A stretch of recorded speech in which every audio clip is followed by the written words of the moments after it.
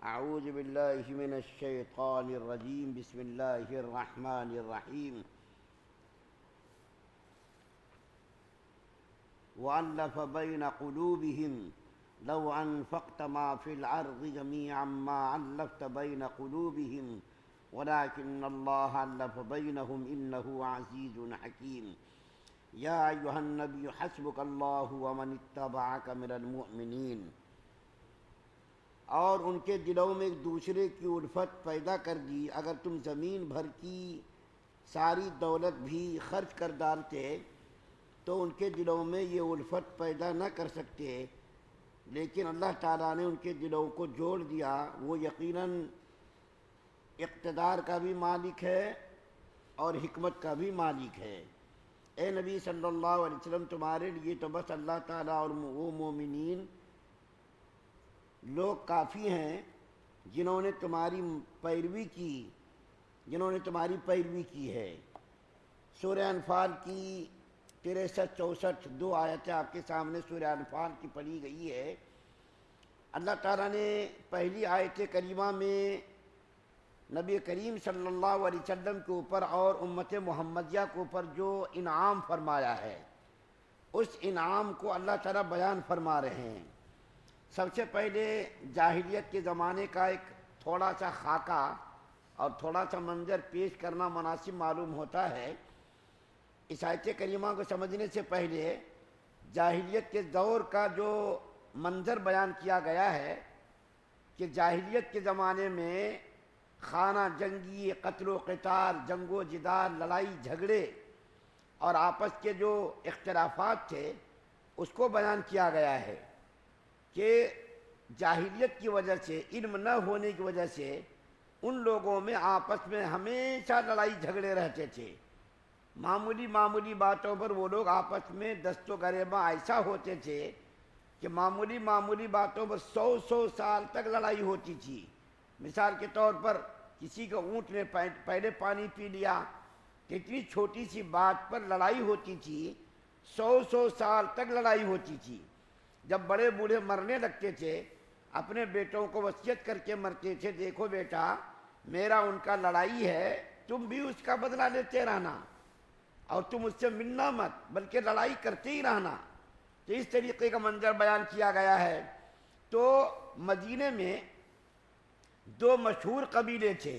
یہ تو یہودیوں کے جو قبیلے تھے وہ تو معلوم ہے، بنو قریظہ، بنو نذیر، بنو قینقاع وغیرہ، لیکن اس کے علاوہ بھی دو ایسے قبیلے تھے، اوس و خزرج، یہ دو قبیلے تھے۔ ان دونوں قبیلوں کو یہودی لوگ اپنی خود غرضی کے لیے، اپنی مطلب براری کے لیے اور اپنے مفاد کے لیے ہمیشہ دونوں قبیلوں کو لڑاتے رہتے تھے۔ ایک یہودی قبیلہ ایک کی طرفداری کرتا تھا، ایک کی طرفداری دوسرا یہودی قبیلہ کرتا تھا، اور اس کو ہتھیار سپلائی کر کے، پیسے دے کر کے دونوں کو ہمیشہ لڑاتے رہتے تھے تاکہ یہ دونوں قبیلے لڑتے رہیں اور ہمارا ہتھیار، ہمارا پیسہ سود کے اوپر ہم ان کو دیتے رہیں اور ان سے اپنا مفاد حاصل کرتے رہیں۔ اسی درمیان میں نبی کریم صلی اللہ علیہ وسلم کو اللہ تعالیٰ نے دنیا کے اندر مبعوث کیا۔ جب نبی کریم صلی اللہ علیہ وسلم نے نبوت کا اعلان کیا تو 10ویں سال میں یا 11ویں سال میں مدینے کے یہ دونوں قبیلے یعنی اوس و خزرج کے لوگ حج کرنے کے لیے آئے مکہ۔ نبی کریم صلی اللہ علیہ وسلم اس زمانے میں حج کے ایام میں حاجیوں کے پاس جا کر کے اسلام کی دعوت پیش کرتے تھے۔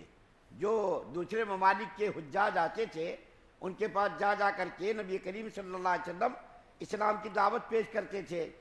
تو مدینے کے 12 لوگ اوس و خزرج کے سعادت مند لوگ، نیک بخت لوگ مدینے سے حج کرنے کے لیے مکہ آئے۔ تو نبی کریم صلی اللہ علیہ وسلم ان لوگوں سے ملنے کے لیے گئے۔ جب نبی کریم صلی اللہ علیہ وسلم نے ان سے ملاقات کی اور اسلام کی دعوت پیش کی اور یہ کہا کہ میں اللہ کا نبی ہوں، اللہ تعالیٰ نے مجھ کو نبی بنا کر بھیجا ہے، تو تم لوگ اسلام قبول کرو۔ تو ان لوگوں نے آپس میں مشورہ کیا اور مشورہ کر کے یہ کہا کہ یہودی لوگ ہمیشہ بتاتے رہتے تھے کہ ایک آخری نبی آنے والے ہیں، ایک آخری نبی آنے والے ہیں، وہ آخری نبی یہی ہیں، کہیں ایسا نہ ہو کہ ہم لوگوں سے وہ لوگ سبقت کر جائے، وہ لوگ ایمان قبول کرنا ہے اور ہم لوگ پیچھے رہ جائیں. تو اللہ کے رسول صلی اللہ علیہ وسلم پر ان لوگوں نے ایمان قبول کر لیا 12 افراد نے. دوسرے سال 83 لوگ آئے، اس میں بھی بہت ساری عورتیں تھیں، مرد تھے، ان لوگوں نے بھی ایمان قبول کر لیا. نبی کریم صلی اللہ علیہ وسلم کو ان لوگوں نے دعوت دی کہ آپ مدینہ تشریف لائیے. تو اللہ کے رسول صلی اللہ علیہ وسلم نے فرمایا ٹھیک ہے، اللہ کی طرف سے ابھی اجازت نہیں ملی ہے، اللہ کی طرف سے اب ہجرت کی جب اجازت ملے گی تو میں مدینہ آؤں گا. 13 سال کے بعد نبی کریم صلی اللہ علیہ وسلم مکہ سے ہجرت کر کے مدینہ تشریف لے گئے. جب اللہ کے رسول صلی اللہ علیہ وسلم مدینہ تشریف لے گئے تو آپ نے ان دونوں قبیلوں کو ملا دیا جو آپس میں ہمیشہ دست و گریباں رہتے تھے، لڑتے جھگڑتے رہتے تھے، جنگ و جدال، قتل و قتال آپس میں کرتے رہتے تھے. ان کے ہزاروں لوگ آپس میں لڑ کر کے مر چکے تھے اور یہ دونوں قبیلے اوس و خزرج کے لڑ لڑ کر کے تھک گئے تھے. ان کے پاس پیسے نہیں تھے، لڑ لڑ کر کے تھک گئے تھے. جب نبی کریم صلی اللہ علیہ وسلم مدینہ تشریف لے گئے تو اللہ کے رسول صلی اللہ علیہ وسلم نے ان دونوں قبیلوں کو آپس میں بھائی بھائی بنا دیا اور دونوں کو شیر و شکر بنا دیا. تو اللہ تعالیٰ اسی نعمت کو بیان کر رہے ہیں، اسی نعمت کی طرف اشارہ ہے کہ اگر آپ مسلمانوں کو آپس میں ملاتے تو ملانے کے لیے اگر زمین بھر کر سونا بھی استعمال کرتے تو آپ نہیں ملا سکتے تھے. یہ کس نے ملایا؟ اللہ نے ملایا. وَلَٰكِنَّ اللَّهَ أَلَّفَ بَيْنَ قُلُوبِهِمْ کہ اللہ تعالیٰ نے ان کے دلوں کو آپس میں ملایا، ورنہ یہ دونوں تو آپس میں ایک دوسرے کے چہروں کو دیکھنے کے لیے بھی تیار نہیں تھے. یہ آپس میں ہمیشہ دست و گریباں رہتے تھے، جنگ و جدال، قتل و قتال کرتے تھے. آپ ان کو نہیں ملا سکتے تھے، اللہ تعالیٰ نے ان کو ملایا.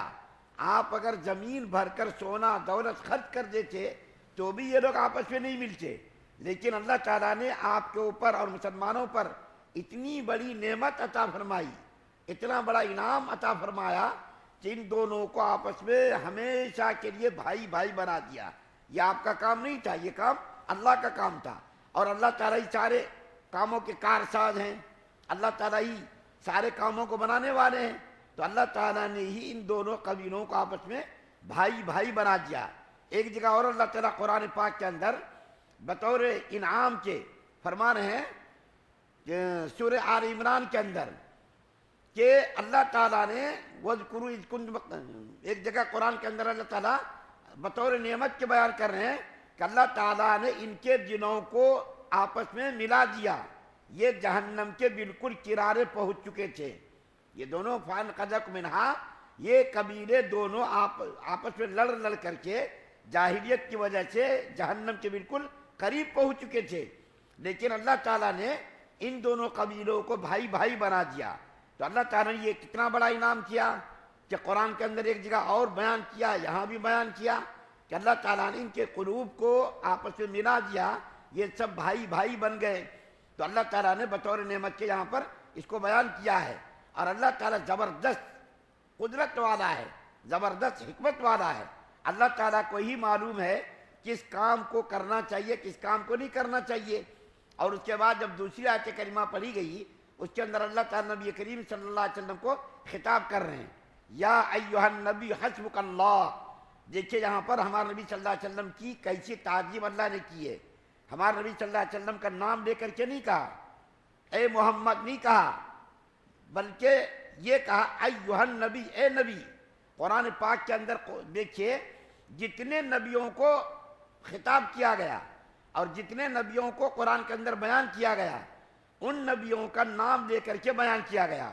یا یحییٰ، یا موسیٰ، یا ابراہیم، یا نوح، اس طریقے سے خطاب کیا گیا.